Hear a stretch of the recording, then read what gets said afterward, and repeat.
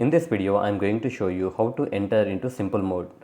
Realme has a very good feature called simple mode. If you enable the simple mode, it will make the icons larger, font in larger size. It will be quite useful for older people with low vision.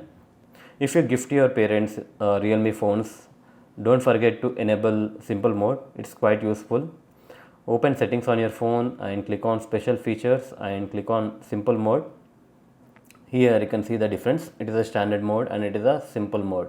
Larger text and app icons, higher volume and simpler settings. Simply click on enter simple mode. Now here you can see the difference. In simple mode, there is no app drawer. All the apps will be present on the home screen. You can see larger app icons and text size, and the settings is also simpler. If you want to exit the split screen mode, go to settings again, and at the bottom you will have this option exit simple mode. Click on that, click on exit. Here is the standard mode. You get the app drawer in the standard mode. So that's it guys. In this way you can enable simple mode on Realme phones running on Realme UI. Hope you like this video. Please do subscribe to our channel. Thank you.